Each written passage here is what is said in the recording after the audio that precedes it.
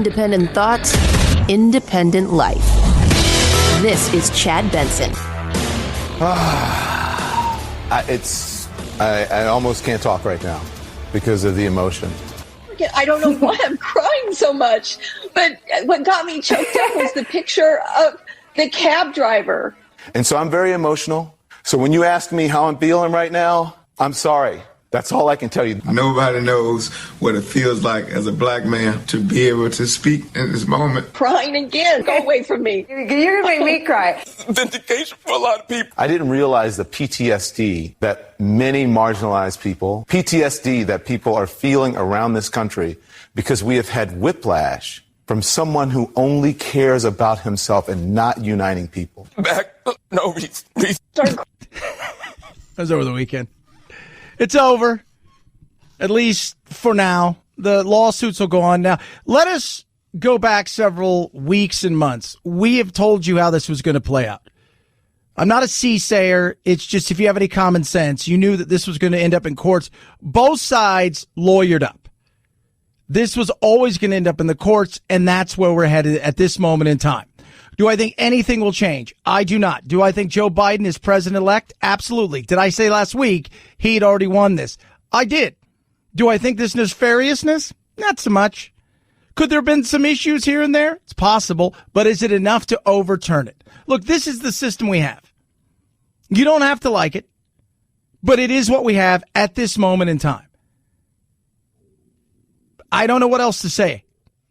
So many people are upset. So many people are devastated. So many people, they're not ready to give up. Totally fine. Fight it as much as you possibly can. You got to have to start showing some proof. Trump is still your president! Stop the Steal, a movement of Trump supporters that gained hundreds of thousands of followers online in the hours after the election, has inspired protests across the country. It's legal for them to count votes in Pennsylvania 2 days after the election on November 3rd? Yes. You're wrong. Go. I don't even want to talk to you. I believe that Donald Trump won the election. I believe that they tried to steal the election. Trump is still your president! People are pissed. People are angry. I can totally get it.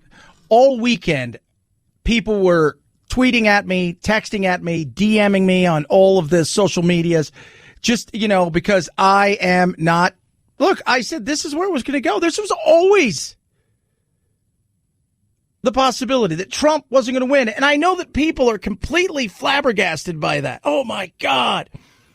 How? But look at all the crowds. Look at all the people. He still is going to end up with 71+ million votes, the second most in history.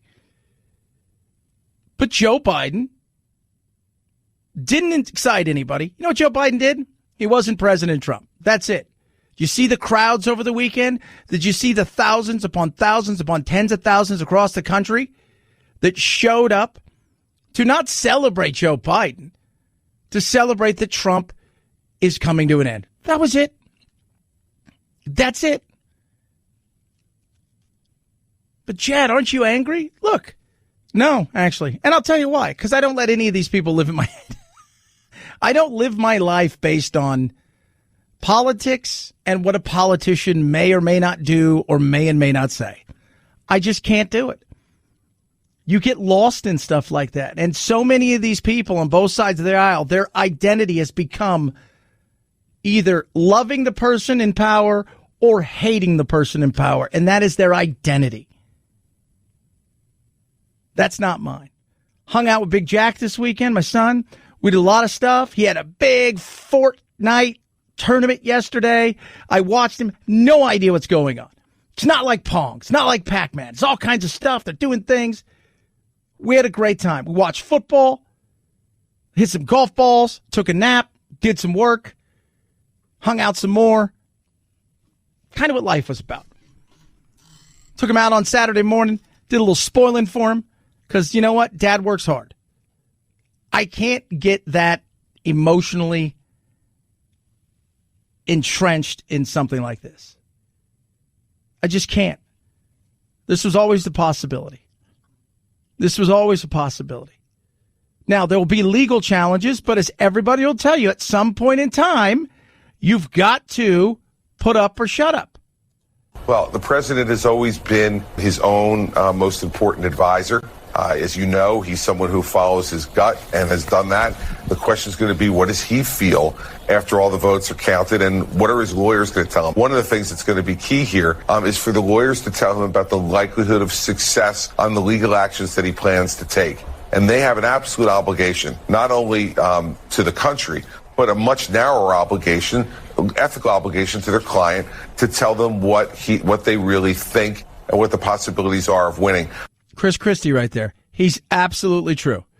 He's right. You're going to have to look at him at some point in time and say, look, we think we have an opportunity here in Pennsylvania to challenge a bunch of these. Then you tell him that. But if you go to him and say, look, we can challenge these, the chances of you overturning any of this and becoming president of the United States and winning is virtually nil. You've just got to be honest, and you've got to show evidence. And over the weekend, you know how many wacky things I got sent to me? It's insane. I think that's the way it'll probably go, rather than a political solution where someone from the political world comes to him and tells him not to fight. That's against who Donald Trump has been his whole life. But here's the bottom line. At some point, you're going to have to show your evidence. And that's why I recommended last night to the president, show your evidence when you're making the charges. That's what you had to do as a prosecutor. And I think that's what the American people want to see. Do you have those? A lot of people believe it. And here's the thing. So many people believe it that no matter what you show them or tell them, they will still buy into whatever it is that you have. The ballots that you said you saw are lying around the place or in trash cans or whatever. Where are you hearing that from? I mean, the videos are going viral everywhere. I've seen them on TikTok. I've seen them on Facebook. I've seen them on Fox News. I've seen them on the local news around my area. I've seen too much pieces of different evidence so far that shows that at this point I would be okay with a revote. Really? Yeah, absolutely. Not going to happen. And so many of those videos are so... It doesn't matter what you say to people. Some people, it is what it is. They're in a position where they believe this to be. If Trump loses, the only reason he loses is because it was stolen from him. That's the only way he loses. There's no other way he loses. And that's where we're at. That's where we're at. We're at this point in time where Trump got everything stolen from him. If you're on the right. That's not everybody. That's a small group of people. Most people are like, time to move on. Time to move on. Now, the left, you got to do better. Too many of you celebrating. What did I say? One of the big things. Don't spike the ball. Don't spike the ball. And stop telling everybody you need to accept this, because let's remember, for 4 years, you've never accepted Donald Trump. You never accepted this. You always thought it was stolen from you. What we do is we become grown-ups. We say, it is what it is, and we move on. That's what you do. Let it play out in the courts, and if the courts have something to say, then let that be said. But for too many people out there, because it became extremely personal to them, because they've wrapped their identity up in a Trump supporter. They've wrapped their identity up in Trump is Yahweh. He is God to them. He is everything. And when you do that, that's a tough road to come back from. It is. It's a tough road to come back from. And too many people out there are not going to take this at all. And it doesn't matter what happens. They will always believe that this was stolen. The people spoke. You can be pissed at the way that it was handled. Why didn't people vote in person? Why didn't they do this? Why didn't they do that? You can question all of those things. And look, there's politics involved in a lot of this stuff. But at the end of the day, this is the system we have. Do we want to fix the system and make it better? Always. But this was the system. This is what happened. Let the courts play it out from here. And there's nothing else that anybody can do about it. 323-538-2423 at Chad Benson Show, your Twitter. Tweet at us and text the program. Man, I got a lot of disdain over the weekend, because how dare I even say that Biden had won and that he hadn't stolen the election. And at the same time, I also got a lot of people like, yeah, I'm not going to fight this thing forever. I got other things to do. And we tweeted something earlier.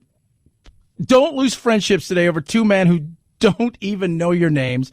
It's okay to have different political views and still be okay with each other. That is true. And we need to get back to that. Disagreeing is okay. Having different views is okay. Not liking each other over those views, especially politically, is ridiculous. 323-538-2423 at Chad Benson Show. Twitter.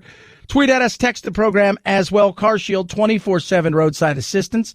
A rental car for free while your car's in the shop. You choose the shop. They get them paid directly. It is simple and easy. That's what's great about Car Shield. You call 800-CAR-6000. Code Benson's what you use. Now, when you go there, this is what I love. So you go there and you tell them exactly what you're looking for. Maybe your car is a little bit older. You don't have a warranty for anything, and you want to have your engine and your transmission, everything covered. Fantastic. Maybe you're newer, but you do have a warranty for your engine, but you've got aftermarket electronics as well as the other electronics, and those things aren't covered. They've got a plan that's right for you. Plans start as low as $99 a month. So why don't you do this? Call 800-CAR-6000. Use promo code Benson. Be specific in what it is that you're looking for, and they'll get it handled for you. Or call, remember, 800-CAR-6000, or go to carshield.com. Carshield.com. Use that promo code Benson. Check everything out there. See what's right for you, and they'll get it handled. Remember to use promo code Benson to save 10%. A deductible may apply. Chad Benson Show.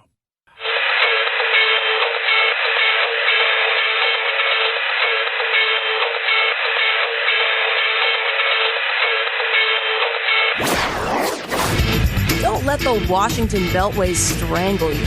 This is where the exhausted majority comes to refuel, realign, and reevaluate. This is Chad Benson. Jeopardy host Alex Trebek has been living with the fact that he was probably going to die soon since March of 2019 when he was diagnosed with stage 4 pancreatic cancer. Though he told Good Morning America last year that the thought of dying didn't bother him. The effect it will have on my loved ones, yes, that bothers me and makes me sad.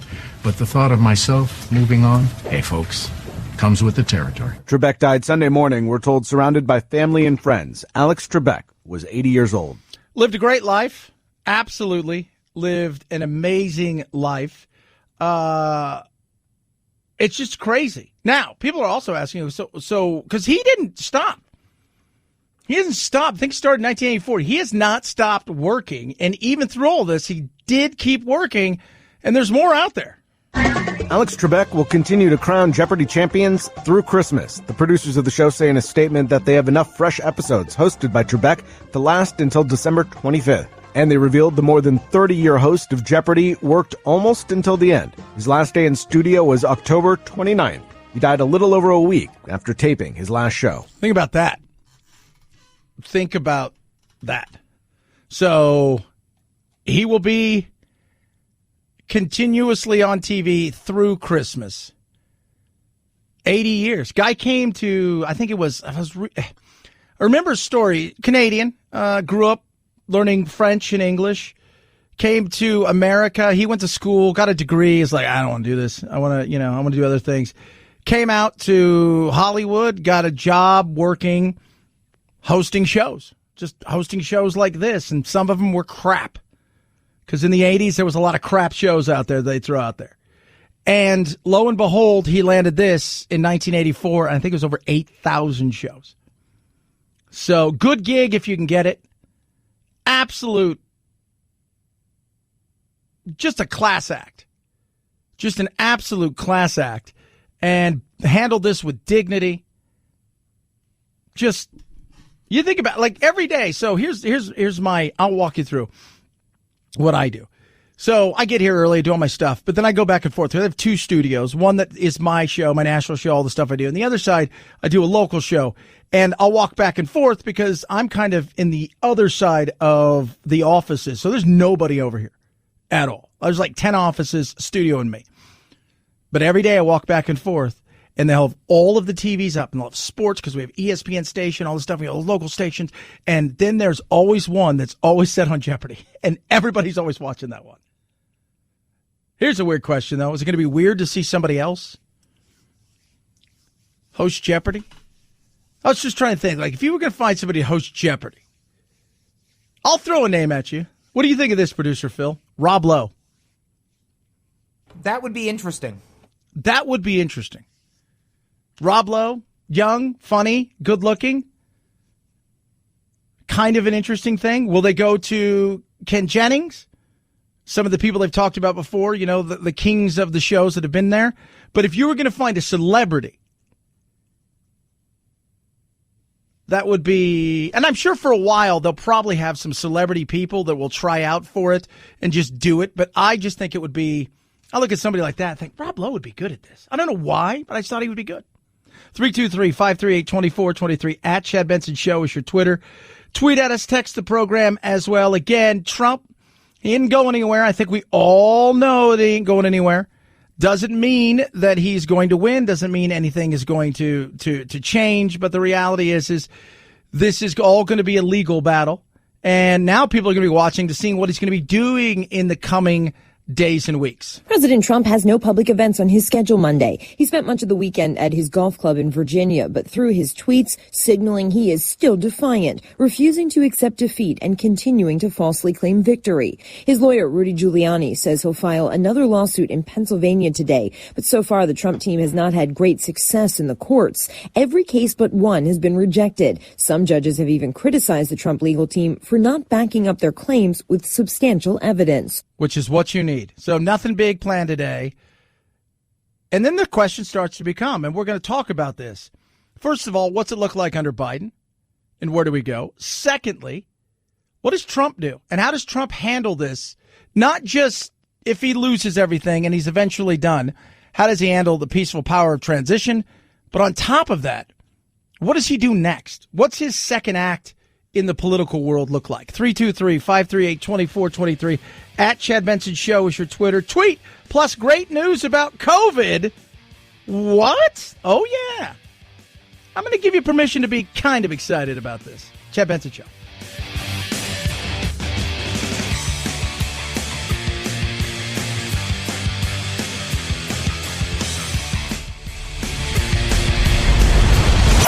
The Chad Benson Show.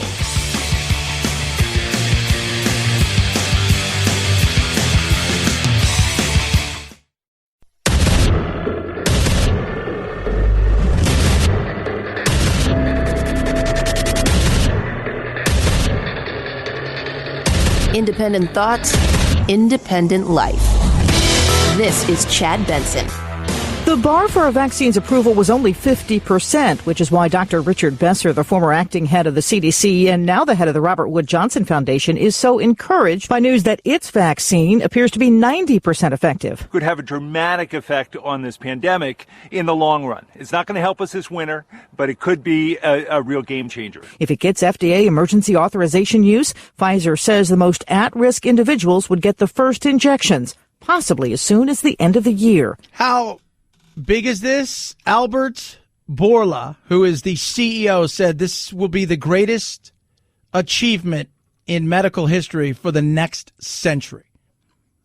That's how big this could be. It's big news. I'm excited. It's not happening yet. There's still going to be a lot of, this isn't going to be overnight.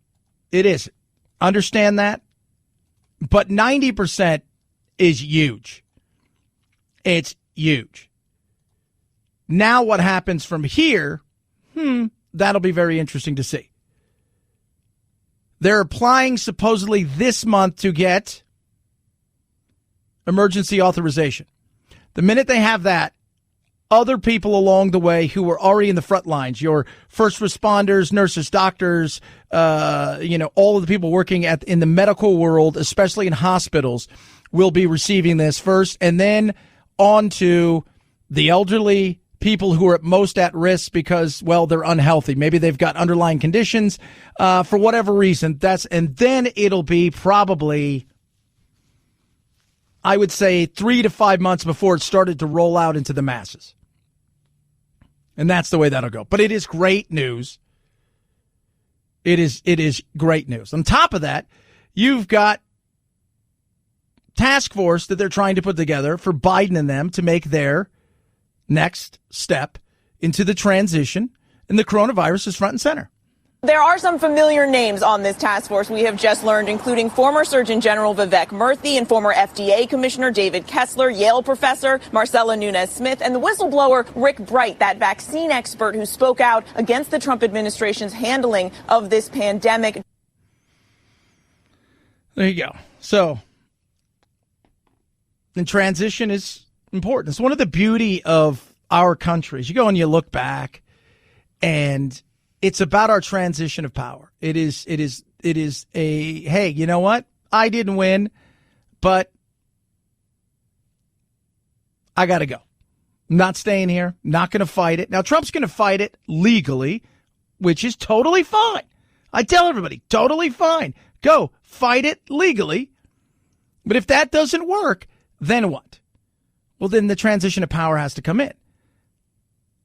And it's the peaceful transition of power that has separated us and will continue to do so. People are asking me, do you think Trump will stick around? No, he's not going to stick around. He's not going to stay because it's just not going to happen.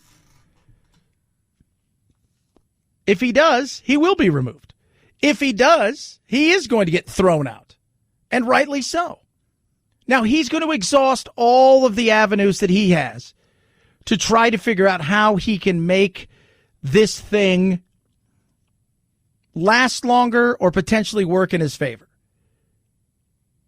I don't know what he has.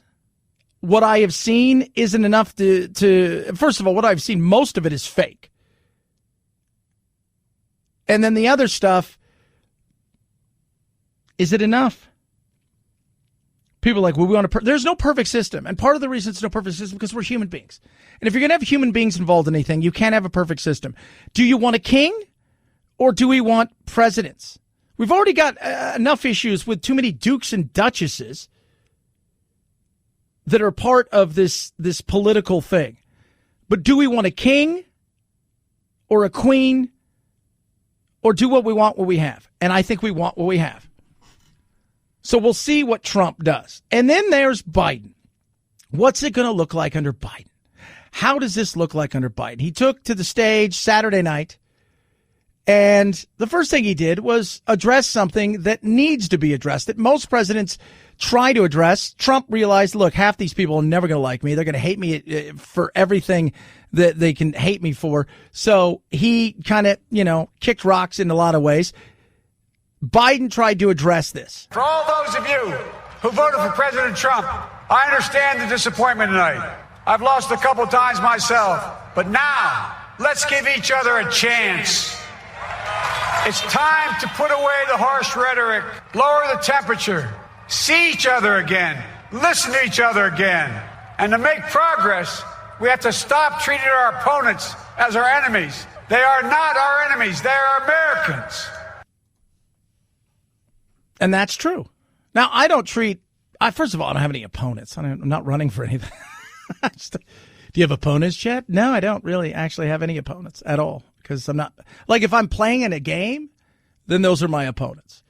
But I don't have any opponents. And I don't care who you voted for or didn't vote for. That's your gig. It's not mine, it's yours. And he's right, though. Now, the problem isn't so much whether or not you'll welcome people from the other side, if you will, with open arms. The thing is remember, there are 71 million people who didn't vote for you. 71 million people who don't like your agenda. And I'm not even saying Joe Biden. I'm saying the extreme left. When I talk to people who are worried, they're not worried about Joe Biden. The worry they have with Joe Biden is he's not competent. He's lost a step. I'm not going to pretend he hasn't. There's no doubt in my mind, but does it mean he's insane? Does it mean that he's got dementia? Does it mean he's got Alzheimer's? That's not my call. I'm not a doctor or psychologist, psychiatrist, counselor, Alzheimer's, dementia specialist. I'm none of those things. So we'll leave it to those people. They want to play punditry on that. But yes, I do think he's lost a step, and it's fair to query and ask questions of a situation like that. And I've always said that. It's fair to ask those kind of questions. When I talk to Republicans or people who voted for Trump, not even so much Republicans, it's not Biden they're afraid of. It's what's behind Biden that they're afraid of. It's what's behind Biden that worries people. And that I do worry about. That I do worry about what is next for the Democrats. I think both parties have soul searching to do about what they want to do in the coming years, where they want to go. You've got a younger group of people who are uber progressive, who are already coming out the AOCs and said, hey, it's over now. These moderate Democrats, you guys are incompetent. It's over. We're coming after you. And she's also come out, AOC, and said something that should disturb people, that should make you think for a question, for a second. I don't know about this. This is what scares me. She tweeted out, is anyone archiving these Trump sycophants for when they try to downplay or deny their complicity in the future? ? I foresee decent probability of many deleted tweets, writing photos in the future. Are you taking names? Is that what you're doing? Because that's what scares people. And let me tell you something. To me, that right there is the issue I have with the Democratic Party. Is the issue of not having any tolerance for people who have a different belief. Not having any tolerance for people who are looking out there and are saying, I don't like what you have to offer, and I'm going to voice my opinion. And you have big tech and many others who are saying you can voice your opinion, but voice it elsewhere or keep it to yourself, not on this platform. And that, to me, is becoming the thing that I was always worried about this. I'm not worried about whether or not he's going to destroy the economy or we're going to become socialist. Let me tell you what you have. You have just as many small business owners who are Democrats as you do Republicans. You have just as many people out there who don't want to see this turn into some socialist insanity. It's just not going to happen. It's not. But you should worry about the free speech. You should worry about some of the things out there that we should be questioning. The way that you come after people on the right. The way that you demonize, the way that colleges and schools are now leaning into a position where they become more political than ever and only one side of any kind of argument is ever heard. That, to me, scares me because that's the future. That's the future. Those things scare me more. When you have somebody who's coming out talking about archiving sycophants, why? Are you coming after them? Are you going to have some sort of police come after them? Those things should worry us. Whether you believed it or not when it came to the Hunter Biden emails, the fact that they were denied by the media and shut down in places, but one or two places, those things should scare you. You know, for all the talk about how Trump is evil and fascist and all of this stuff, let me tell you something. When I hear that, I laugh because I'd say to myself, fascism, authoritarianism that he is always being told he is, this authoritarian dictator, they don't have oppositions. They don't have people talk bad about them and either live or are free. And the ones that are usually end up in other countries. Never saw that. For all the fighting with the media, that never happened.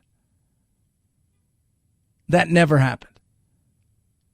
So, yes, I have some questions. But is it about Biden? My questions about his health? I've had that out there for a while.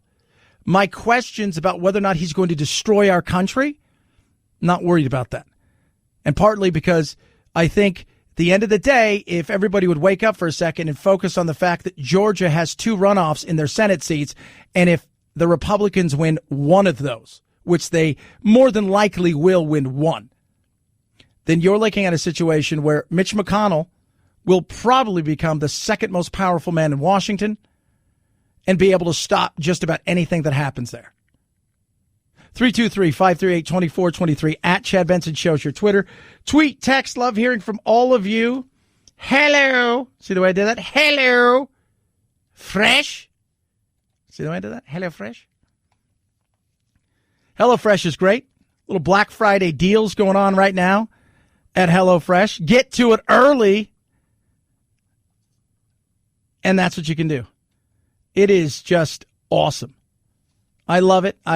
People are, Chad, do you really? I said, yeah, as much as I can. Sometimes it's too hard. I get home too late. But whenever I have a chance, like this weekend, it's HelloFresh.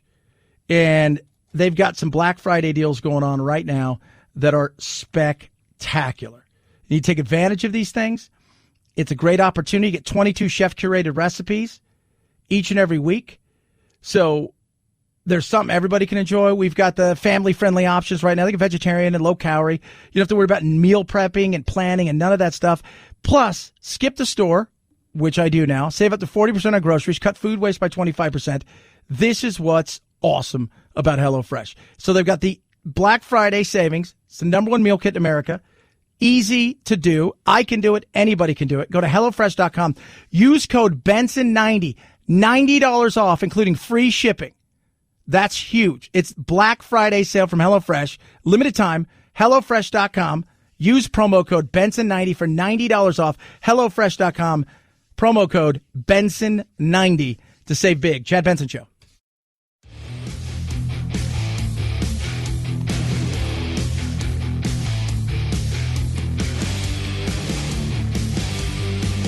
If you like talk radio like Chad Benson likes his meals, you've come to the perfect place for takeout. There are lots of hurdles. Hurdle number 1, 2, and 3 is Mitch McConnell, particularly if the Republicans maintain the majority in the Senate. Bob Woodward, and that's why I say Republicans, if they win one of 2 races in the Senate in Georgia,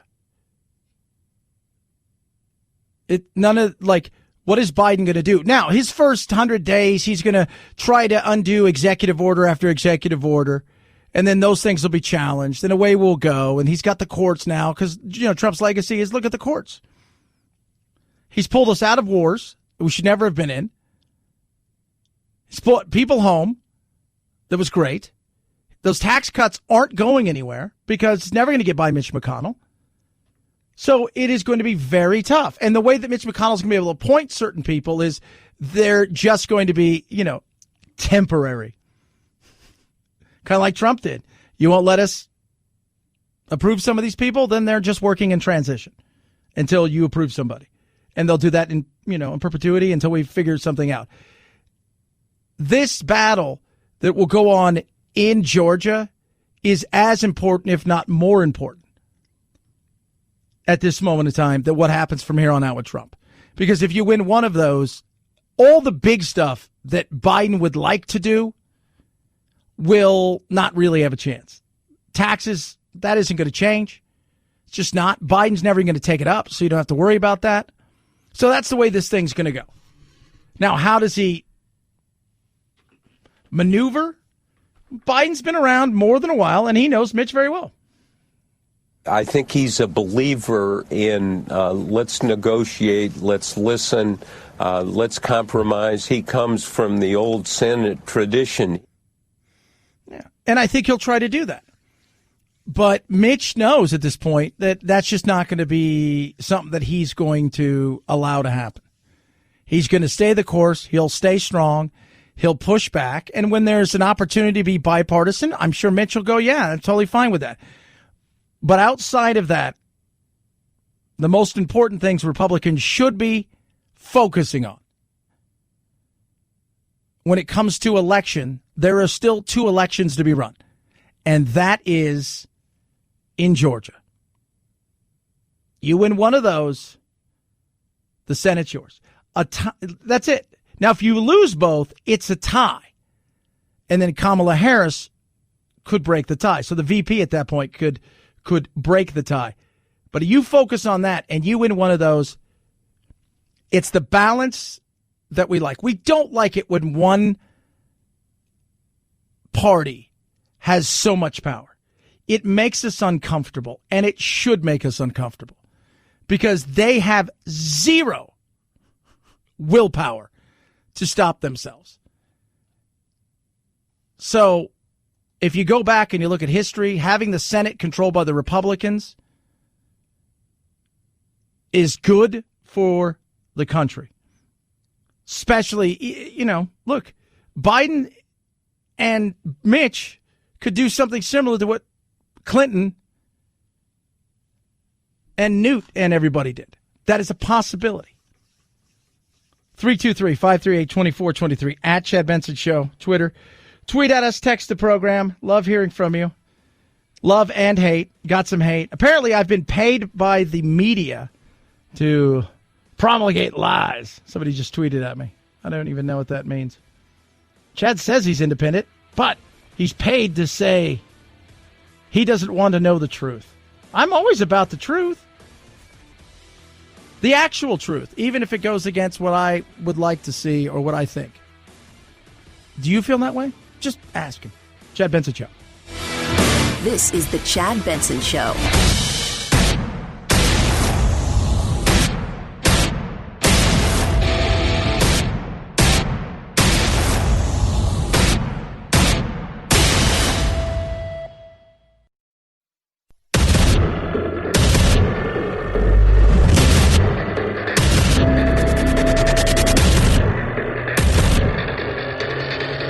Independent thoughts, independent life.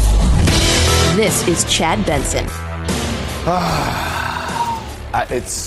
I almost can't talk right now because of the emotion. I don't know why I'm crying so much, but what got me choked up was the picture of the cab driver.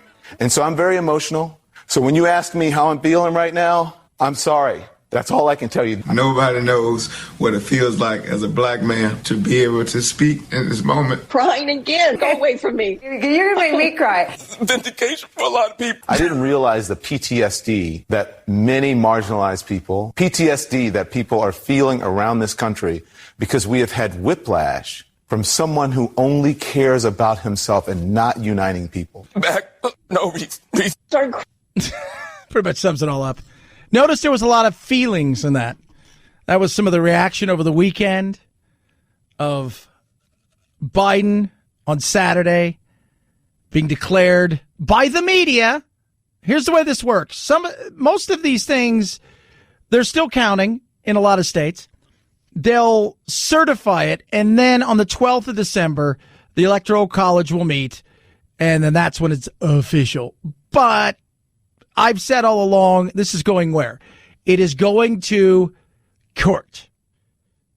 30 days, they're saying. 30 days, 30 days. People aren't sure. You got a lot of people within Trump's even inner circle who are not quite sure what to do. Which way did they go? Is there a path forward? Is there not a path forward? What does the lawsuits look like? Is there any kind of situation where he could win? I don't know. But you've got to ask yourself the question, do you really think he's going to win? Do you really think that there was hundreds of thousands of ballots that are out there that didn't go for him? Be honest. Some of you probably think there was millions. But the thing I find to be very interesting is, why are no other Republicans really complaining about this? Why are there no other Republicans who either win or lost this down ballot saying anything? It's a fair question. Was it only Trump they were after? So what are the attorneys? What does the Trump side of the aisle do? Well, the president has always been his own most important advisor. As you know, he's someone who follows his gut and has done that. The question is going to be, what does he feel after all the votes are counted, and what are his lawyers going to tell him? One of the things that's going to be key here is for the lawyers to tell him about the likelihood of success on the legal actions that he plans to take. And they have an absolute obligation, not only to the country, but a much narrower obligation, ethical obligation to their client to tell them what they really think and what the possibilities are of winning. Yeah. What are the possibilities? Here's the first thing you need to do. And for the last several days, I've been getting yelled at by so many people. Show me the proof. Show me the proof.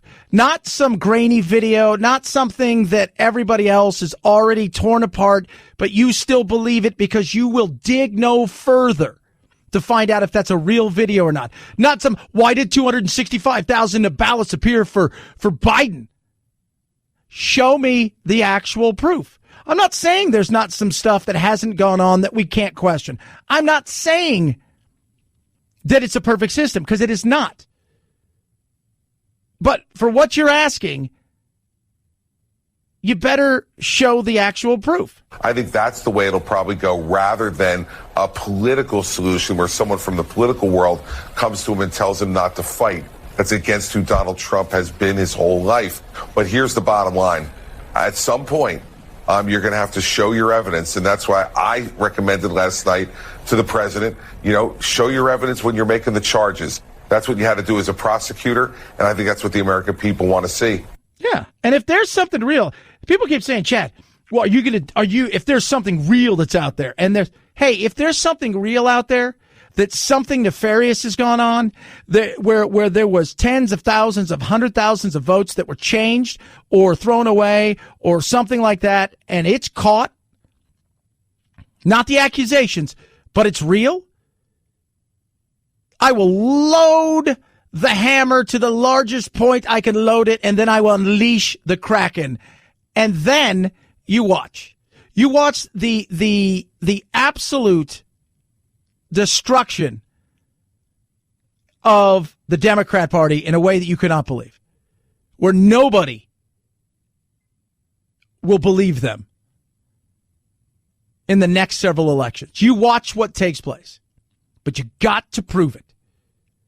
We've always said, since we've been really getting serious about the election, when it got much closer, then down to 2, then you could see the election with insight. And we've already said, this is what's going to happen. And we painted the picture, and it's easy.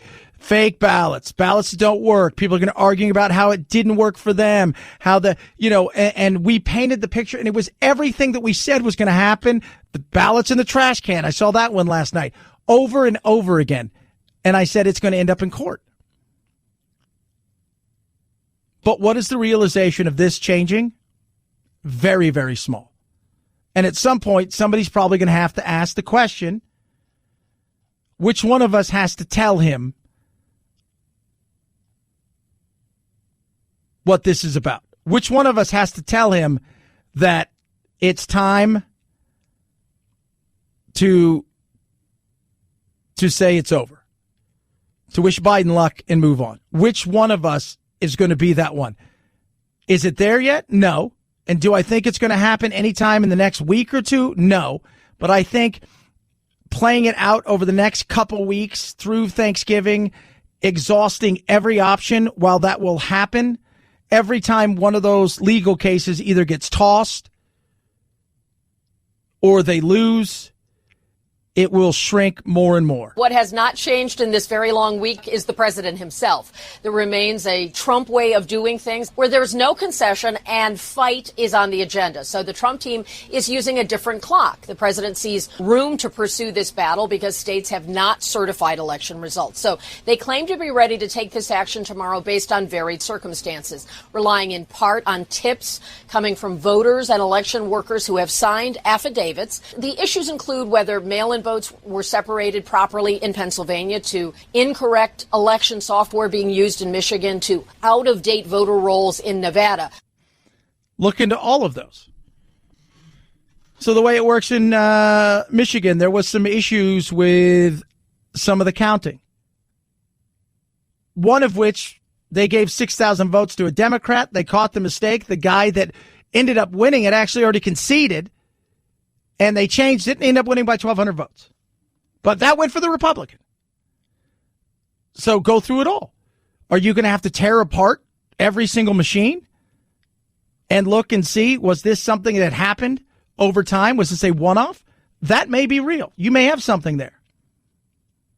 On the other side, when it comes to Pennsylvania, the way that it was supposed to work is mail-in ballots that came in after the vote were postmarked either pre or the day of the election day. They were to be separated out, and then you counted everything else. Is that enough? From what we're hearing, it's not very many. Plus, you have 9,000 votes that are coming in from Georgia, supposedly, from men and women who are serving overseas, and many people believe that Trump, if those 9,000 come in, I mean, that's what they're expecting. Doesn't mean you're going to get 9,000. If that comes in, that may sway Georgia one way or another. But even if you get Georgia and you get North Carolina and you got Nevada, even if you got those, it still doesn't matter because Pennsylvania, as of this moment in time, is the one that puts you over if you're Biden. 323-538-2423 at Chad Benson Show. Tweet, text at me. Love hearing from you. This is very interesting. So this is the perfect example of the insanity out there. Katy Perry has been told to check her privilege because she urged fans to build bridges with Trump supporters. She urged people to. And by the way, both sides are coming after her. This one I don't quite understand. The first thing I did when the presidency was called is to text and call family members who do not agree and tell them I love them and I'm here for them. Hashtag family first. Call your family today. Happy Sunday. One person writes, I know you mean well, but you have privilege. I have no idea what her being a white person has to do with any of this. Unfortunately, this isn't the same situation for everyone. Not quite sure what that means. Other people are coming after. Those people voted for a man who incited violence. Settle down. Didn't care whether marginalized groups lived or died. Again, BS. They should be reaching out first to apologize. That's the bare minimum before we can have any talk about love and moving forward. And so people are after her now. You just can't win. This is going to be the problem. Now think about this. Everybody wants, we should all come together. Let me tell you something. The divide that Trump supposedly does for people, right? He divides, happens on the left just as much. Everybody's a victim. Everybody's marginalized. Everything that's wrong in the world is because of the orange guy. And you're only marginalized if you marginalize yourself. When I was a kid growing up, so-and-so doesn't like you very much, and this is what they think of you. You can allow that to be something, and you can choose to believe that or not. Everybody, though, I tend to find, especially on the uber progressive sides, wants that red badge of courage, of being marginalized, of being intersectional. You're this, and this, and therefore this is why life is the way it is. It's not a good place to be. 323-538-2423 at Chad Benson Show. Tweet, text the program. All right, let me tell you, Rough Greens, my dog Doodle, crazy, crazy fun Doodle. We got a little challenge for everybody out there. Now, you guys know Doodle's story, bad hips, arthritis, the whole 9 yards. We started giving Rough Greens 7 months ago. Boom. His food is not living. He only really likes dry food, so we have to sprinkle this stuff on top of it. It brings it to life. And we do it with the wet food for the other dogs. And it's amazing because that food's not really supposed to be living. It's supposed to survive on a shelf for a long time. So you get your vegetables and minerals, probiotics, omega-3, 6, 9. It's got all of the stuff that brings that food to life. And right now, Rough Greens and Doodle has a challenge for all of you. If you want to give this a try, it's not going to cost you a penny. You pay $6.95 for shipping. They're going to send you a bag, normally $30, absolutely free. It's that simple. $6.95 for shipping. The bag is free. Try it now. Put it to the test. Go to roughgreens.com/Chad, ruffgreens.com/Chad. Try it for yourself. $6.95 for the shipping. The bag is free. It's a challenge. I swear by it. Doodle swears by it. I think your dogs will love it as well. roughgreens.com/Chad. Try it now. Your first bag is free. Chad Benson Show.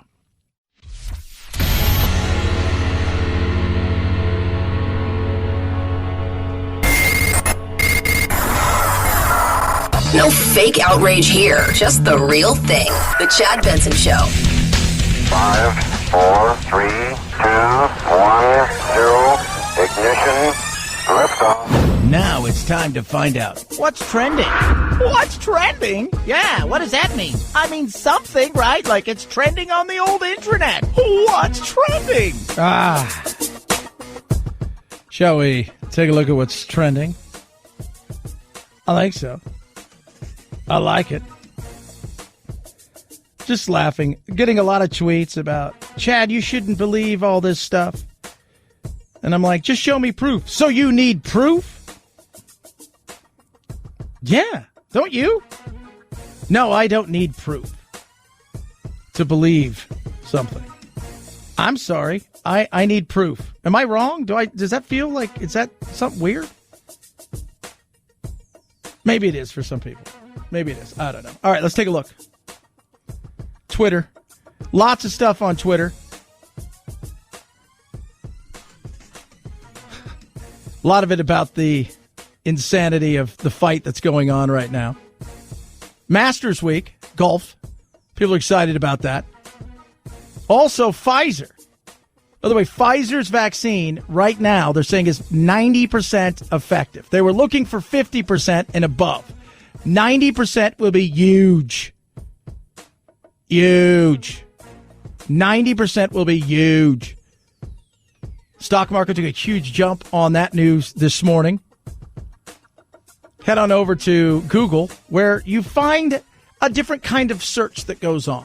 Moonbase 8, trending. Pfizer, trending. Alex Trebek, 10 million in the last 24 hours. 10 million searches on him after his passing. Veterans Day this week on Wednesday.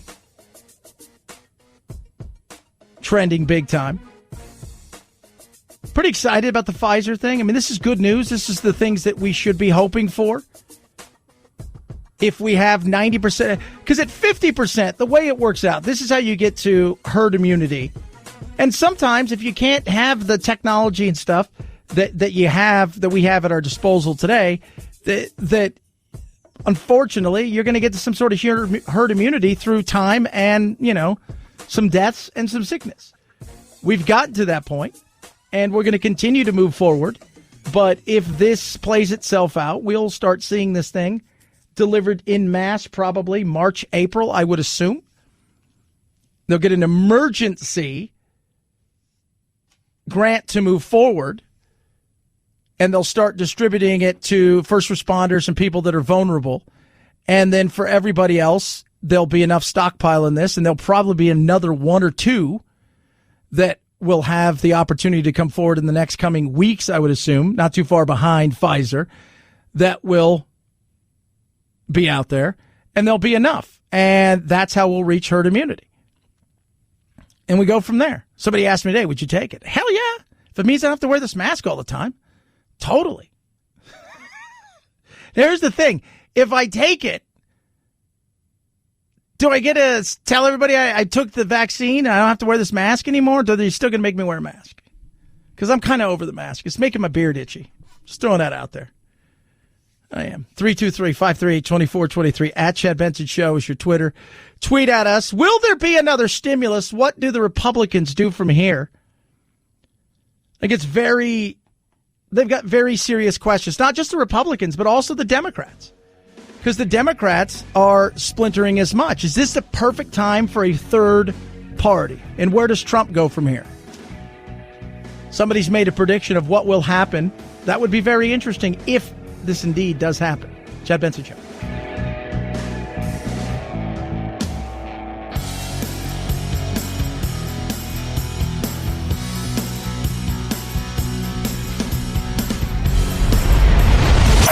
The Chad Benson Show.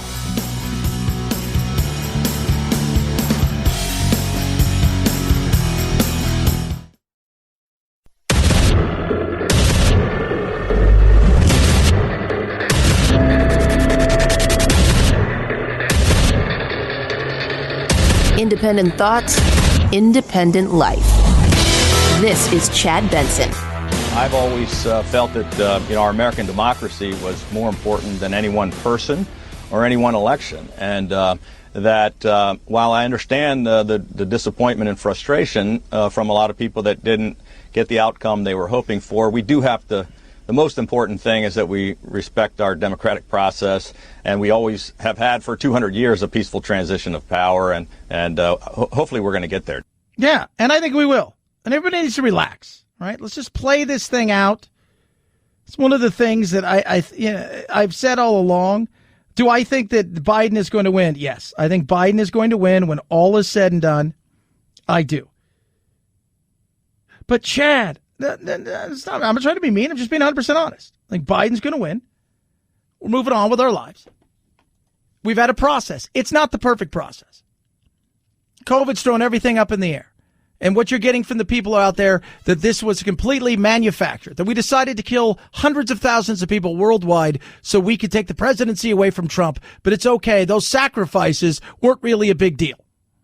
I mean, that's what I'm hearing from people out there. That's why we had to move to this system. We moved to this system because of that. No. Larry Hogan, Maryland, Republican, just being honest. Here's the other thing, though, that's not being talked about, is Republicans did very well outside of that. There was a mandate, but it wasn't the one that Nancy and people are talking about.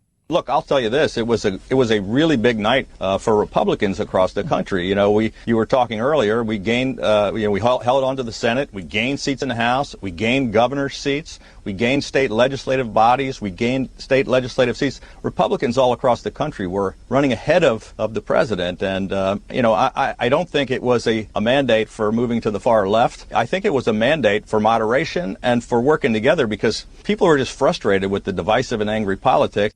Yeah, there's always been division. The difference is we're able to participate in division like never before because we have in front of us several different places we can air our frustrations and our disdain for the other side.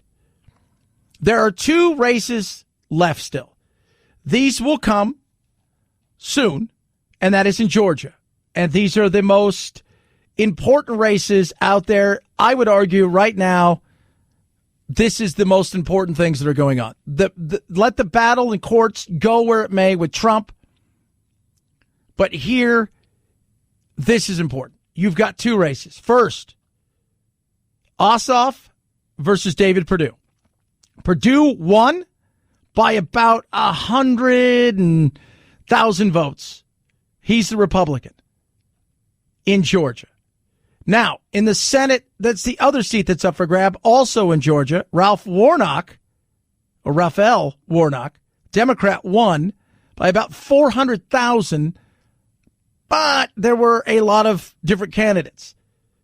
Kelly Loeffler, who is made a lot of enemies for the uber woke side of the aisle because she's one of the owners of the WNBA team out there.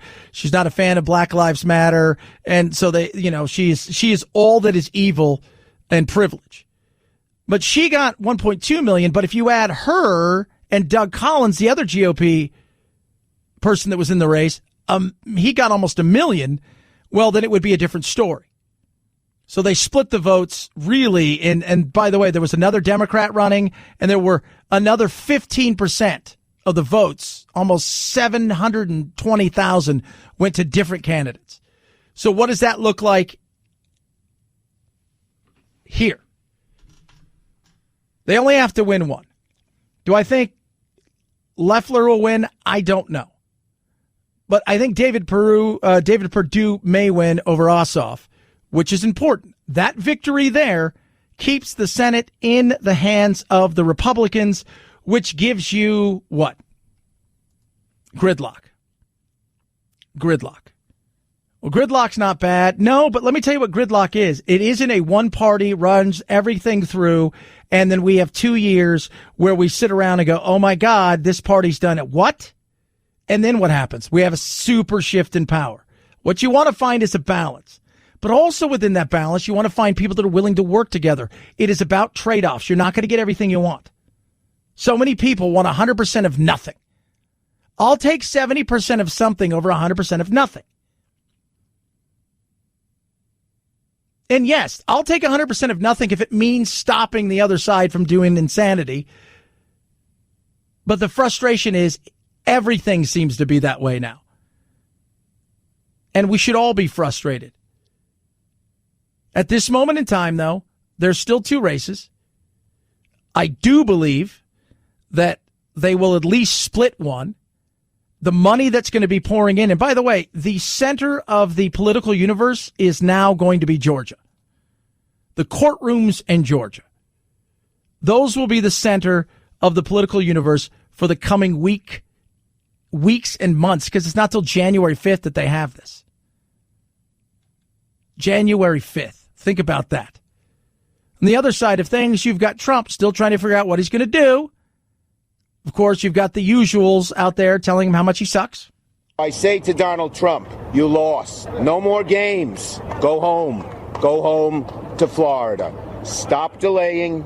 Stop making up lies about the election. It was fair. There have been no irregularities found. You lost. You lost fair and square, and America now must forget you and move on and do the kinds of things, the big, bold action this country needs to get ourselves back on our feet. By the way, whenever they say big, bold action, it usually means the kind of amounts of money we need to spend to fix something that usually government is broken or government wants to control. Will he go home to Florida? A couple people have come out and said he's not only going to go home, he's going to go home for Christmas, and he's never coming back. Could I see that? Yes.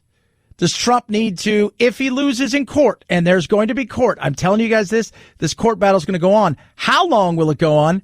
That I don't know. If Republicans don't challenge and change the U.S. election system, there'll never be another Republican president elected again. President Trump should not concede. Lindsey Graham should not concede because there's irregularities. You've got to challenge it in court. But what happens when court doesn't go your way?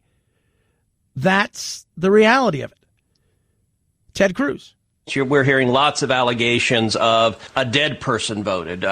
We heard a report from one county in Michigan where the election software mistakenly counted 6,000 votes that were cast for Donald Trump. It switched them to Joe Biden. Now, they apparently caught that, but that same software is used in 47 counties throughout Michigan. That needs to be examined to determine that there's not a problem counting the votes, and the legal process is how you resolve those questions. And there you go. And it's the legal process. So everybody, pontificating over this, like, what's going to happen. I have no idea what's going to happen. Will these things make it up to the Supreme Court? By the way, that software had some glitches, but so far they found them. What are the glitches? How far do we have to go back? Do we have to take this thing apart? Some of the things that could be done is actually take every machine apart, prove it out in court that these things didn't happen. That could take a very, very long time. What would happen in that case if these court battles are battled through January, February, March? Well, with no clear winner and the Electoral College being told, look, we're going to hear these things and you guys can't vote on it till then, that would mean that Nancy Pelosi at that time, until there is a clear winner, would be the acting president of the United States. Soak that up. One of the frustrating things just as an American watching this is you hear all these allegations of what's going on, and it's hard to know what the facts are. It's hard to know what the truth is. Well, we have a process for ascertaining the truth, which is that you can go and present evidence and test it in a court of law, and then those appeals will go up both through the state appellate system and the federal appellate system, and this case could very easily end up at the U.S. Supreme Court. Would I be shocked at all to see this thing land in the Supreme Court? Some of them. Michigan's, to me, I think the Pennsylvania one, that argument is dead because there's just so many votes that Trump would have to make up that it's not possible. And you're throwing certain things out there that those things are going to be really tough to prove. The machine in Michigan, may have some issues that you could try to prove out. It's still going to take a while. The process isn't going to be easy. And even at that, the chances are slim. But Trump, he's not going to give up. He's going to keep to move forward. Let him. Let that process play itself out. Biden has to do what now? He's got to figure out how he leads the country that's fractured and continue to move forward. You have to plan for that in the moving forward of this, because that's what you do. You don't want to wake up on December 18th and go, all right, you guys got less than a month to get this thing rolling. We've now decided that we're not going to be able to win this. So go. Your transition has to begin now. And if it's better to have that ready than try to jump on it late. I'm proud of the coalition we put together.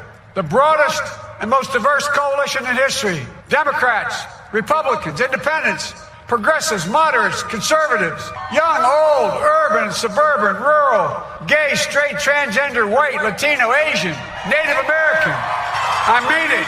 And especially for those moments where this campaign was at its lowest ebb, the African American community stood up again for me.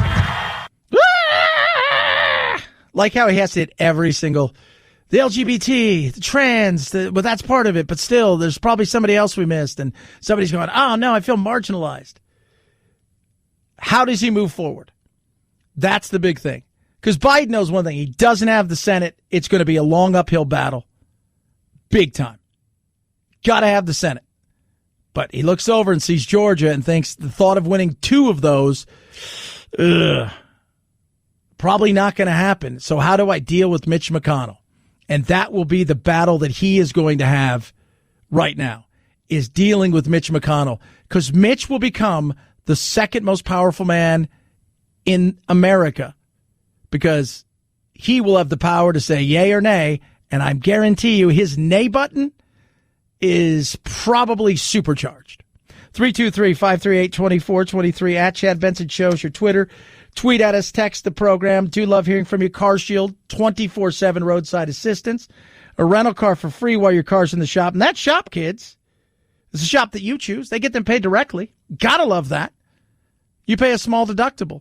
Let's say your car has issues, for you in your mind, like that check engine light would come on and you would think to yourself, I'm worried about the engine. I'm worried about the transmission. Maybe you're worried about the electronics. Your car is a little bit newer and you've got the full warranty on the engine, but none of the electronics are covered in that. So if those things go wonky, and we know how expensive those can be. CarShield has a plan that's right for you. Plans start as low as $99 a month. So what I want you to do, call 800-CAR-6000. Use the promo code Benson to save you 10%.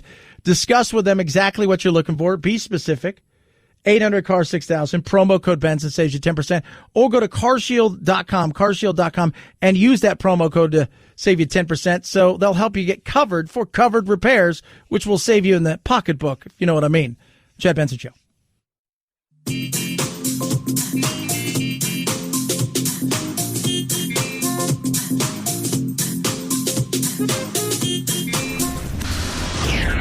I usually don't get into politics. As an ordinary suburban housewife, I feel a little disrespected. I teach my children not to name call. You are a blabbermouth!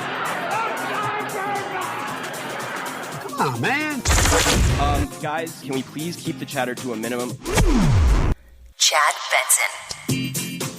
This morning, after the results came in, got a text from a friend of mine in London, and she said, the world feels like a safer place now that America has a new president. And I said, well, that's great, but America doesn't. Do you guys remember what life was like before COVID? I do. It's a mass shooting every week. Thank God for COVID. Someone had to lock these murderous whites up, keep them in the house. I don't know why poor white people don't like wearing masks. What is the problem? Wear masks at the Klan rally. Wear it to Walmart, too. Oh, came hard. Hammering the white people. Remember who cost Trump this election? Was the blacks? No. Muslims? No. 35% of Muslims, by the way, voted for Trump. So soak that in. Latino voters, they gained. Black males gained. No, it was white males that cost Trump this. I would implore everybody who's celebrating the day to remember, it's good to be a humble winner. Remember when I was here 4 years ago? Remember how bad that felt? Remember that half the country right now still feels that way. Please remember that. Remember that for the first time in the history of America, the life expectancy of white people is dropping because of heroin, because of suicide. All these white people out there that feel that anguish, that pain, that mad because they think nobody cares. And maybe they don't. Let me tell you something. I know how that feels. Ooh. Not the usual open for Chappelle on Saturday Night Live. If you're a police officer, and every time you put your uniform on, you feel like you got a target on your back. You're appalled by the ingratitude that people have when you would risk your life to save them. Oh, man, believe me, I know how that feels. But here's the difference between me and you. You guys hate each other for that. And I don't hate anybody. I just hate that feeling. That's what I fight through. That's what I suggest you fight through. You got to find a way to live your life. You got to find a way to forgive each other. You got to find a way to find joy in your existence in spite of that feeling. Yeah. I don't know how people do it. I talk about it all the time. Pretty level-headed cat. I don't let much bother me. I've been through a lot in my life, and I've thought, you know what? I always think somebody else has it way worse than I do. Even as, if you guys follow my story, even as a kid and all the things that happened to me as a child that I went through and all this, I always thought to myself, somebody else out there has it way worse. Somebody out there has it in a much better, much better than I do, but also there's a lot of people that have it much worse than I do. And I want to be able to control my life. And that's what I think a lot of people on the left don't quite understand. Why do poor white people or people like that vote against their own best interest? Because the difference is people want to be able to say, I'm making this choice. And I may fall on my face. But I want to be able to have these freedoms. And I don't want government to be my end-all to be-all. Somebody asked me the other day, what's the difference between the Democrats and Republicans? I said, well, basically not a lot anymore. They're just, two parties, supposedly, wink, wink, that end up being one party, just happen to have different names. But they want government to be the end-all to be-all. One wants government for you to turn to government for everything. And the other one wants you to turn to government to tell you that it's okay that you live your life the way that you want, because they're there to protect you and give you that. Most people I know, everybody, right or left, what do you want to do? You want to live your life. You want to live it in peace. You want to be able to have the opportunities, whether to start a business, go back to school, just work a normal job and live for the weekends, whatever it is. Because everybody kind of wants to get to the same place.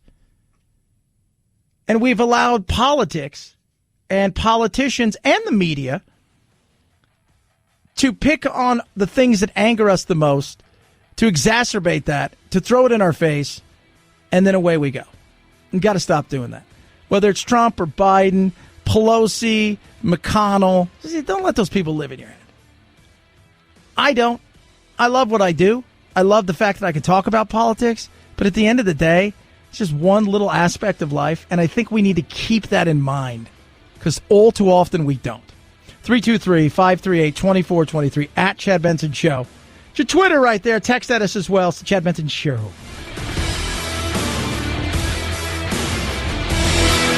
This is the Chad Benson Show.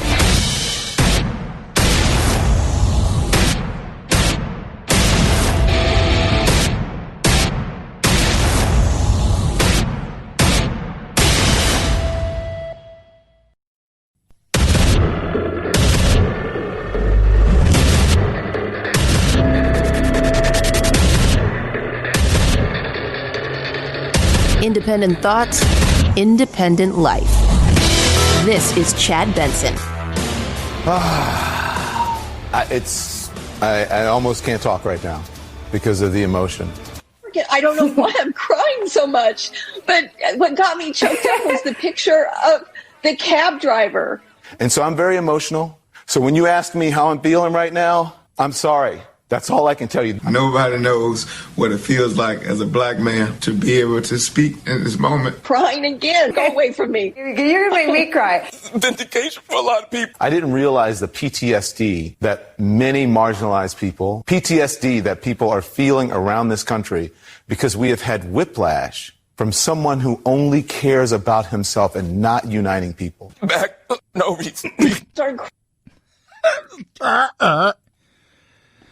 A lot of people crying tears of joy. Other people crying tears of sadness. Who won? Oh, my God, Chad, you're not taking it. No, I'm taking this serious. But here's something I'm not going to do.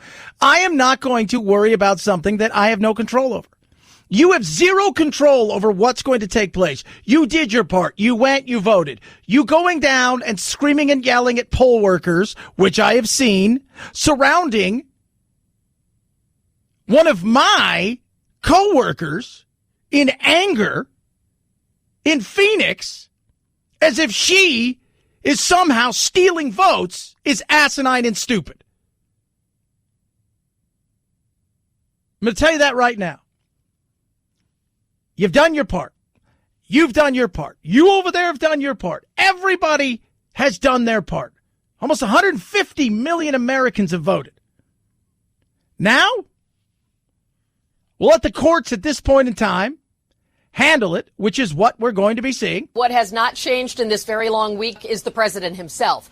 There remains a Trump way of doing things where there's no concession and fight is on the agenda. So the Trump team is using a different clock. The president sees room to pursue this battle because states have not certified election results. So they claim to be ready to take this action tomorrow based on varied circumstances, relying in part on tips coming from voters and election workers who have signed affidavits. The issues include whether mail-in votes were separated properly in Pennsylvania, to incorrect election software being used in Michigan, to out-of-date voter rolls in Nevada.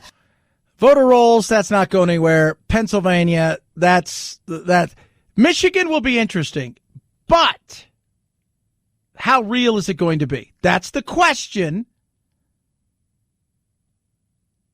that Trump and his lawyers have to answer. I think that's the way it'll probably go, rather than a political solution where someone from the political world comes to him and tells him not to fight. That's against who Donald Trump has been his whole life. But here's the bottom line. At some point, you're going to have to show your evidence. And that's why I recommended last night to the president, show your evidence when you're making the charges. That's what you had to do as a prosecutor. And I think that's what the American people want to see. Yes, show your evidence. If you have the evidence, show it. Even Mitt Romney talks about, hey, Trump's got the right to do this. But the president's going to do what he has traditionally done, what he's doing now. I don't think that's going to be a surprise for anybody. And by the way, he has every right to call for recounts, because we're talking about a margin of 10,000 votes here, or less in some cases. And so a recount could change the outcome. He wants to look at irregularities, pursue that in the court. But if, as expected, those things don't change the outcome, why, he will accept the inevitable. Yeah. He also goes on to talk about that Trump is what? The 10,000, 9,000, 20 quadrillion thousand pound gorilla elephant in the room when it comes to the Republican Party, which they're going to have to make a decision in the coming months of what do we do? Trump, are you going to stay relevant? Is 2024 on the horizon? We'll get deeper in that later on as this goes. Right now, everybody's trying to figure out what's going on, who's president. For me, the way I look at it, at this moment in time, I believe that Joe Biden is president-elect. Doesn't mean that the courts may overturn something, that there may be another issue that comes on. And I've said Michigan would be about the only place where you could find potentially this thing getting to the Supreme Court and them saying, hey, we need to examine all of these machines. You've had too many issues, potentially is what they will say, with some of these machines, where you've had, votes go one way, then they've gone another way. You've caught them, but we need to tear this thing apart and relook at it and see exactly what this is all about. Outside of that, I don't see it. I don't see it changing too much, but you never know. So let it play itself out and go from there. Joe Biden's got to figure out what he does and how he understands the fact that there's going to be, at the end of this, probably 72 to 73 million Americans who said, I don't want anything that has to do with you and your party. For all those of you who voted for President Trump, I understand the disappointment tonight. I've lost a couple times myself, but now let's give each other a chance. It's time to put away the harsh rhetoric, lower the temperature, see each other again, listen to each other again. And to make progress, we have to stop treating our opponents as our enemies. They are not our enemies. They are Americans. Yeah. And that goes both sides. It goes both sides. Both sides have lived in their identity of I'm this or I'm that. And so if you aren't with me, you're against me. I can't live my life that way. I don't know if you can. If you can turn everybody into essentially either you're with me or against me. The way I look at this is Americans have had their opportunity to vote. They went and voted. You step back now, let the process that legally is going to take place happen. Then you go from there. But we have to remember, we've got to get through this thing together because we're all Americans. We're all going in the same direction. We all want to succeed. We want happiness. And we still have something sitting in front of us, which is the coronavirus, which magically has disappeared. But now it's kind of back front and center because finally we got some news today that feels good. The Trump administration is misleadingly taking credit for the news today from Pfizer that its vaccine is more than 90% effective in trial. Vice President Pence tweeting the news from Pfizer is, quote, thanks to the public-private partnership forged by President Trump. But the reality is more complicated. The federal government did not help fund Pfizer's vaccine development, as it has for other companies like Moderna, Johnson & Johnson, and AstraZeneca. Pfizer does have an agreement with the federal government to distribute doses of its vaccine should it prove effective and get approval from the FDA. One thing it did do, though, and they're right, Pfizer's come out and said, look, they didn't do anything for us. But one thing they did do was allow you guys to move on a path that you wouldn't have been able to move on outside of there. We all know how long. We've walked through the steps. 6 to 10 years to get a vaccine or a drug through, to the tune of anywhere between probably $1 to about $5 billion. You're able to push something through in 6 to 9 months. You're able to take those chances. It's because government has said, take those chances. But as far as the money that's poured in, Pfizer's done this on its own.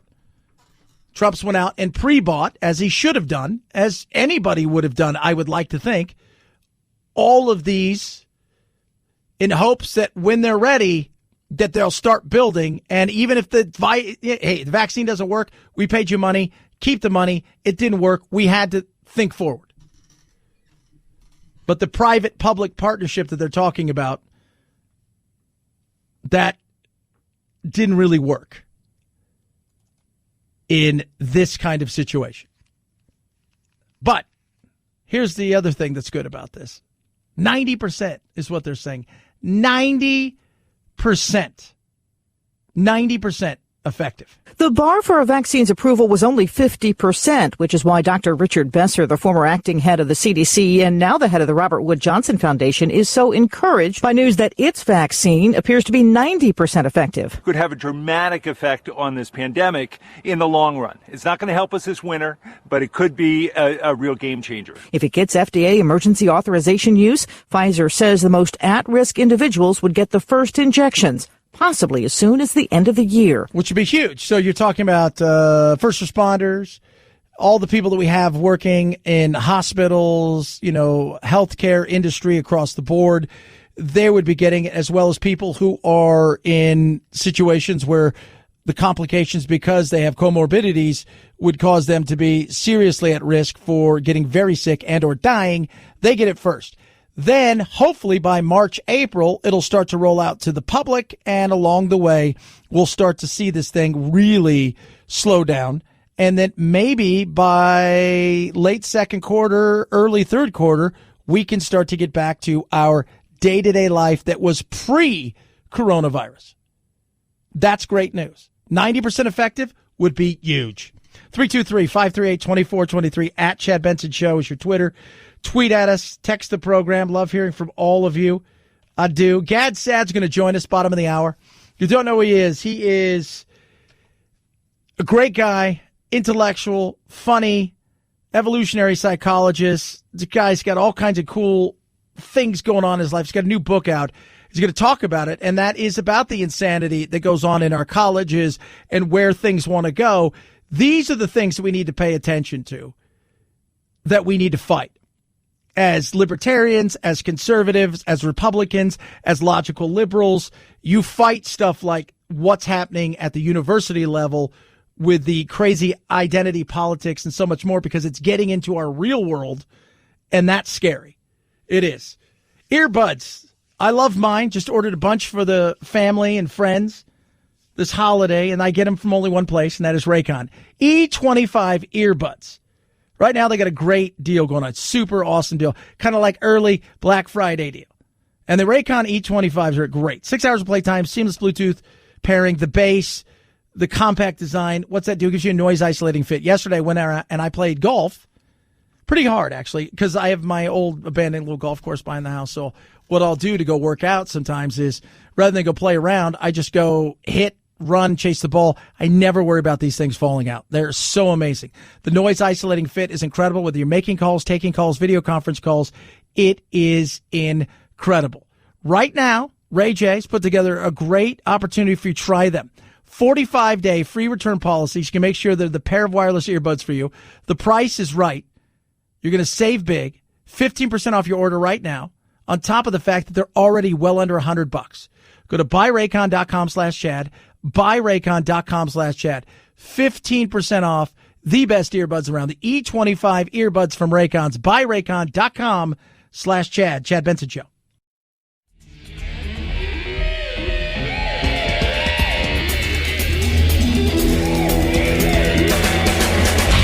You go, boy. This isn't about right or left. This is just about right and wrong. Right you are, Chad. The Chad Benson Show. It's easier to be a parent this morning. It's easier to be a dad. It's easier to tell your kids character matters. It matters. Telling the truth matters. Being a good person matters. And it's easier for a whole lot of people. If you're Muslim in this country, you don't have to worry if the president doesn't want you here. If you're an immigrant, you don't have to worry if the president's going to be happier to have babies snatched away or send dreamers. Vindication for a lot of people who have really suffered. And you spent so much of your life energy just trying to hold it together. And this is a big deal. He lost his mind. Van Jones. Why is it easier to be a parent today? I'm just curious. Why was it harder? Well, character matters. Character should always matter. By the way, politicians, athletes, celebrities, they're who they are. I don't really, like, if your kids are looking for them for character, maybe you should look inside yourself and say, hey, maybe mom and dad might be able to help you with some of that. I'm just saying. And I pointed out again, 35% of Muslims voted for Trump. Why? Because they're like, hey, there's a lot of crazy out there that I don't think you people really understand. We moved from one crazy.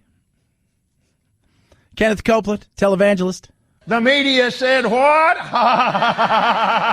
The media said Joe Biden's president.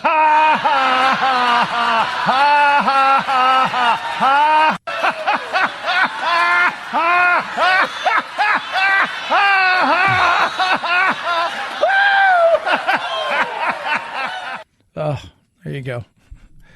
Two ends of overreact.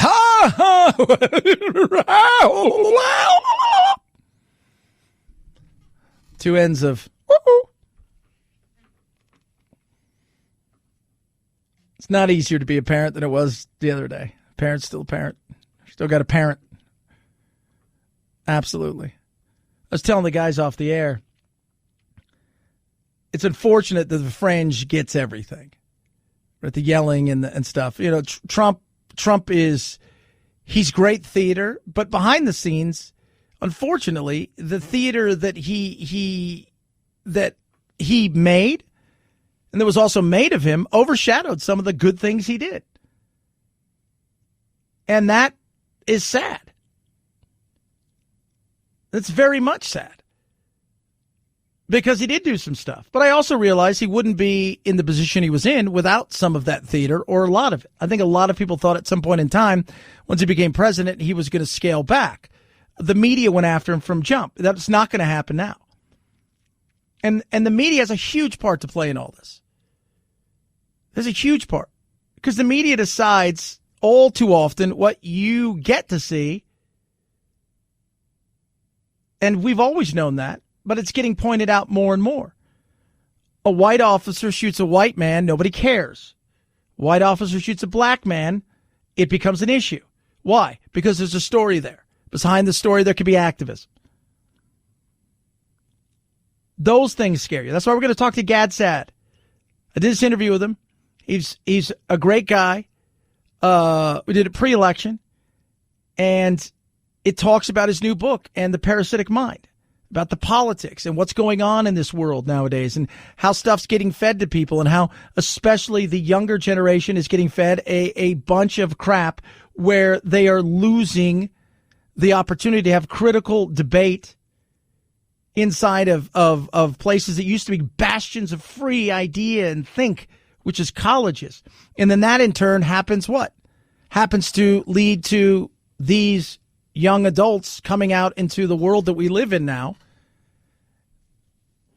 and living in this bizarre world of intersectionality where you are defined simply by the color of your skin, who you identify as, or all of that stuff. These are the things that I find more interesting anymore than the everyday politics, because this stuff affects us on a level that is, well, it's very real. 323-538-2423. At Chad Benson Show is your Twitter. Gad Saad joins us straight ahead. Chad Benson Show.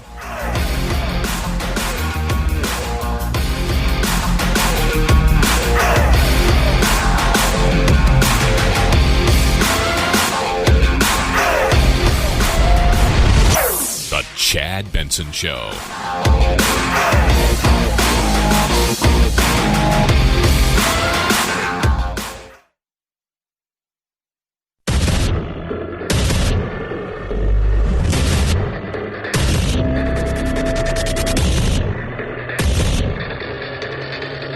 Independent thoughts, independent life.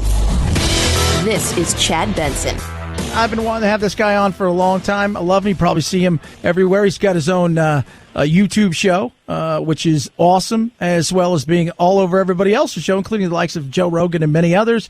Joining us now is Gad Saad. He's got a new book out, The Parasitic Mind, How Infectious Ideas Are Killing Common Sense. It's a book that everybody should read, and people don't quite understand it, Gad, how nuts it is out there and how academia is changing the world we're soon to live in. Indeed. Well, first, thank you for having me on, Chad. People often used to think that, you complain about all these dreadful ideas, Dr. Saad, but it's just, restricted to some small esoteric department in the humanities or the social sciences. And I kept warning them, no, these ideas will eventually filter their way to every nook and cranny of society, and that's exactly what we're seeing now. We do live in a time of chaos in a sense that people don't really understand. It's a quiet kind of chaos. You're getting kids who are coming out of school that have been indoctrinated in one direction with no other pushback from a lot of other ideas. And they're coming out here and they're bringing it out to the world. And the world is basically being told you have to live with this or else. To me, Gad, that's terrifying because I see what's happening with the younger millennial generation that I have to work with and around. It is terrifying. Listen, I'm in the ecosystem that spawned all these ideas. I always tell people it takes intellectuals to come up with really dumb ideas. And so what I discuss in the book are all of, this cocktail of dreadful ideas, parasitic ideas that lead us to the abyss of infinite lunacy. So, for example, postmodernism might be the granddaddy of all bad ideas. It basically argues that there are no objective truths. Everything is constrained by subjectivity. Everything is constrained by our personal biases. So imagine waking up as a scientist and thinking that there are no objective truths. Then what would be the point of getting out of bed? So many of these ideas are really a form of intellectual terrorism because they're nihilistic, right? I mean, in science, the truth can change. What we thought was true 300 years ago is different than what we think is true today. But we do work under the premise that there are truths to be discovered. While postmodernism says, no, everything is subjective. It's insane. Talking to Saad Gad, he is quite popular. Love the guy. His book is great. It's called The Parasitic Mind, How Infectious Ideas Are Killing Common Sense. You're a professor. You're up there in Canada at the John Molson School of Business and Concordia University. You've got all of these things going on. But you talk to some of these professors, I'm sure, on a daily basis and over months. And have they started to realize we've kind of unleashed something here that we didn't think we were going to unleash, and they're starting maybe to regret what's happening? They do, but they tell it to me privately, right? So I receive 1 million emails from professors from around the world in every possible discipline that you could think of saying, hey, Dr. Saad, just wanted to give you a shout out. Thank you so much. You keep me sane. You're the hero. You're courageous. I'm not saying this to boast. I'm just telling you what they say. And then they end their emails always with, please, if you're going to read my email on your show, please don't mention my name. Right? So what is it that you're so afraid of? You're afraid that I support unequivocally freedom of speech. You're afraid that I support the scientific method. You're afraid that I fight for women's rights in the Middle East. But that shows you the kind of cancerous environment that we live in today, where someone who should be lauded as doing the right thing is someone that you want to praise privately but not mention it publicly. It's insane. It is insane. So you look out here, we've got our big election. It's been going on. And I look at Trump, and for all the chaos and the craziness, Gad, that revolves Trump. And, Trump lies about he'd say he caught a shark, and you find out he'll tell you it's a great white shark when really it was just a regular old shark. He lies about a lot of stuff that is stupid. It's very hyperbolic. Yet at the same time, I feel like he's potentially the last, I guess you would say, wall of insanity taking over. I don't worry about Biden, but I do worry about what's behind him. I completely agree with you. I mean, Trump, the wonderful thing about having Trump elected is that he delayed the walk towards the abyss of infinite lunacy. The problem is that even if he wins and we get 4 more years of protection from the craziness, what comes, as you said exactly, behind him might just set back the clock to the insanity abyss, right? So really what you need to have at this point is a pushback from the silent majority and a rejection of all of those parasitic ideas: cultural relativism, militant feminism, identity politics, political correctness, postmodernism. The original title of my book was going to be Death of the West by 1,000 Cuts, because any one of those ideas is not enough to kill our edifices of reason, but put the whole cocktail together and you end up with 6'7" guys that call themselves Linda and play in the female MMA. Now, that doesn't mean that I don't support transgender rights, right? So I could walk and chew gum at the same time. I could be fully on board with transgender rights without ever murdering truth. And that's the problem with a lot of these idea pathogens, is that in the service of a laudable goal, they decide that if truth has to be a victim of that pursuit, so be it. No, never, ever concede a millimeter of the truth in the pursuit of your objectives. Why do we stop the truth? I mean, that to me I find that fascinating, where facts no longer matter, feelings do. And it really fascinates me because, you go back and look at Churchill, the truth is basically truth. You can't hide from it kind of thing. We now are in a position where it no longer matters what you do and how you do it. It matters is how does everybody else take it, and do they feel okay about it? And that should terrify everybody. Yeah, and I have a chapter in The Parasitic Mind, chapter 2, where I talk about the distinction between thinking and feeling. And I argue that it's really a wrong dichotomy. You shouldn't pit these two systems against one another. It's not that we are a thinking animal or a feeling animal. We're both. The problem is that when we invoke the wrong system at the wrong time. So, for example, if I'm walking down a dark alley to take a shortcut home and I see 4 young men loitering, I will get a fear response. My heart will start racing because I'm scared, and it makes adaptive sense for me to be scared. So in this case, the fact that my emotional system was triggered makes perfect evolutionary sense. On the other hand, if I was trying to solve a calculus problem, triggering my emotional system is not going to help me do well on the calculus exam. So when we're talking about, say, something like Trump versus Biden, most people will strictly operate from their affective system. Trump disgusts me. He's vile. He's vulgar. He's an ogre. So notice all of the things that I just said were affective-based positions, right? Or Obama, he's so lanky and majestic. What a radiant smile. I love his mellifluous voice. All bullshit, all affective stuff. And so this is what I call, it's an Arabic expression, getting drunk by smelling the cork of the wine bottle. You don't actually need to drink the wine bottle. You just get drunk by smelling it. And so this is what people are doing. They smell the Obama cork. They love him. He's majestic. They smell the Trump cork. He's vulgar and vile. But they never talk about the policies. No, never do. The book is awesome. It's called The Parasitic Mind, How Infectious Ideas Are Killing Common Sense. One of the chapters you have, which is so true, it talks about essentially the self-censorship, which is scary. How it's the greatest scourge because so many people self-censor nowadays and are careful what they say, especially in places like social media, because they feel they have to, because they may get censored in a way where they're canceled. That's exactly why I spoke about self-censorship in the book, because people think that when you talk about censorship, it's about the government censoring you, right? Or if it's the social media companies that are, acting in a cretinous way, but that's not a big deal. That's not the government. No, it's my self-censorship that's the biggest threat, right? So the number of emails that I receive from students, from parents of students, from faculty members, from staff members who say they never utter a single word that they think might get them into trouble because they're afraid of any possible repercussions. They won't like a tweet of mine because what if they liked it and someone from the administration sees it? So do you really want to live in such a society where you're afraid you have to modulate whether you should like Professor Saad's tweet or not?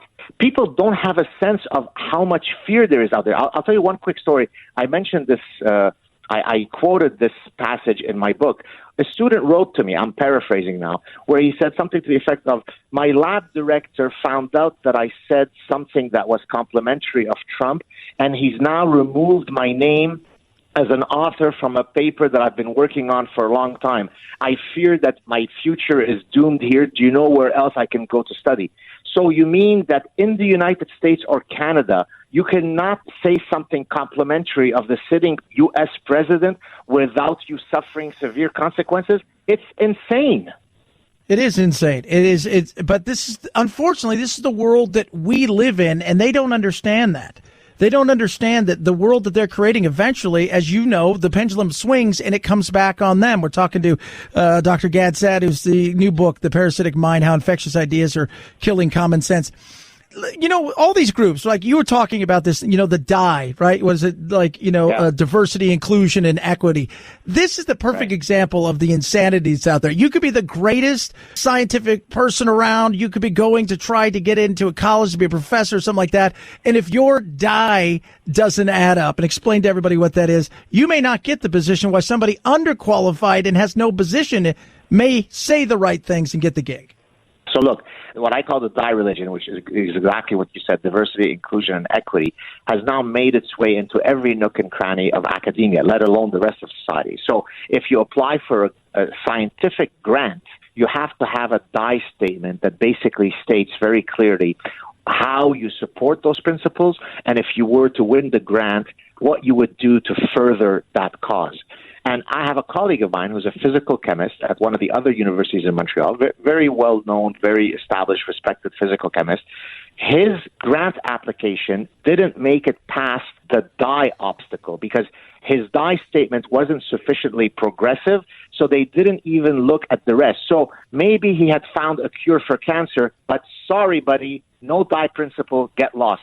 So it is such an affront, let alone to human dignity, but to the ethos of meritocracy but again, people think that they are being progressive because they confuse equality of opportunities with equality of outcomes. As a matter of fact, you may have seen this clip that Kamala Harris just put out where she's basically saying, look, we all start at different places in life, at different points on the hill, but then we should all end up at the same position at top of the hill. That's exactly what equality of outcomes is. It's a cancer to human dignity. It's wrong, and yet it masquerades as a progressive virtue. It is. It's nuts, and it is crazy. Hey, when we talk about the progressiveness, and this is very interesting reading your book, I always wonder, it's like somebody who's trans, like my godson is trans, and I love him to death. He's actually, oddly enough, very libertarian. But a lot of these younger, everybody wants to be in a group, and it's part of that intersectionality. And it's like they don't want to be known for anything other than that group. It's part of a badge that they're wearing that almost feels like they give them a one-up on something. And they don't really want equality where you recognize them as just the person. They want to be only seen as X, Y, and Z. Absolutely. So that's the whole intersectionality, identity politics. But mix that with the victimology ethos, where the greatest thing I could aspire to be is the top victim. So Jussie Smollett, who was a well-paid actor on a pretty known series, it wasn't sufficient for him that he was a successful actor because he needed a victimology narrative to truly be a public hero. And if I am not a true victim, then I will manufacture a victimology narrative. Now, imagine how offensive that is to someone like me who actually scores top in victimology poker. I'm the king of the Oppression Olympics because we are Lebanese Jews who escaped execution in Lebanon, and we are war refugees. So if anybody has a victim story, it's me. Yet I don't wallow in it. It's part of my past, but I've overcome it. I've made something of myself. But as long as we give people ego strokes, if they are considered the biggest victims, that's what we're going to get in society. Gad, what do you want people to take away from this book? There is Your Voice Matters. It's not only for a few people who have a top platform to fight on your behalf. Whenever you see insane ideas, exercise your right, activate your inner honey badger, and let's turn the ship around and allow good ideas to defeat bad ideas. Gad Saad's his name. His book is amazing, people. Parasitic Mind, How Infectious Ideas Are Killing Common Sense. Of course, you've got, the Sad Truth and many other things you can check out on YouTube. I love having you on. I hope we get to do it again because you're a refreshing voice in a world of insanity. Thank you, sir. I look forward to it. Cheers. Thanks. At Chad Benson Show, Twitter, ChadBenson. It's the Chad Benson Show.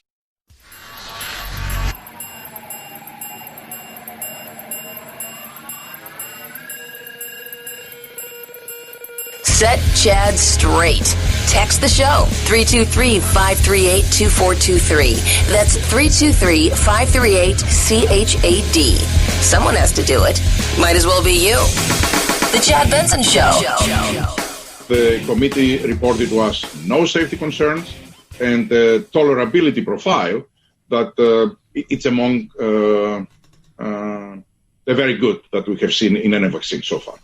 That right there is the CEO of Pfizer talking about the vaccine, which is great. That's what we want. Now, they came out today and they said, look, Operation Warp Speed worked. Well, you didn't get any funding, Pfizer did, from the government. So really, they really weren't a part of any of this. And he talks about the fact that they didn't get any. The reason why I did it was because I wanted to liberate our scientists from any bureaucracy that could come by accepting money. I love that. Instead of having scientists debating the vaccine, the merits of this vaccine, we had politicians. This didn't help at all. No. Albert Bourla right there, who is the CEO of Pfizer. So now what will take place? That's the big question. How fast, if they get emergency authority, can they get this out to the people who need it immediately, people on the front lines, and then start rolling it out to people who are in positions where they struggle with comorbidities and they would be very susceptible, those things, and then it's on to, everyone else. How fast can that happen? 323-538-2423 at Chad Benson Show is your Twitter. Tweet at us, text the program. Love hearing from each and every one of you. Over the weekend, we lost somebody who's been in our homes for years. Jeopardy host Alex Trebek has been living with the fact that he was probably going to die soon since March of 2019 when he was diagnosed with stage 4 pancreatic cancer. Though he told Good Morning America last year that the thought of dying didn't bother him. The effect it will have on my loved ones, yes, that bothers me and makes me sad.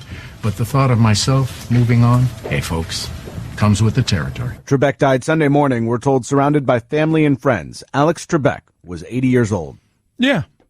Lived a great life. Since 1984, he was the man, the myth, the legend on Jeopardy. We've been talking about, the question is what happens from here. They've got shows all the way out through Christmas, and they'll probably have some celebrity shows, but who will take over? Ken Jennings? I threw out one person, Rob Lowe. Just throwing it out there. You never know. 323-538-2423 at Chad Benson Show. AMAC, Association of Mature American Citizens, joined today. Pennies on the dollar. I mean, just pennies on the day. Like virtually nothing to join. And they're out there fighting for things like Social Security reform, Medicare reform, making sure that those things are solvent and that you paid into them. They're there. On top of that, they're fighting to make sure that your First Amendment and Second Amendment rights are protected and making sure politicians understand that, as well as having great opportunities for discounts that you cannot believe, retail, restaurant, hotel discounts. So when we get back to some normal way of life, you can take advantage of it. Join AMAC. Again, fastest growing over 50 organization in the country.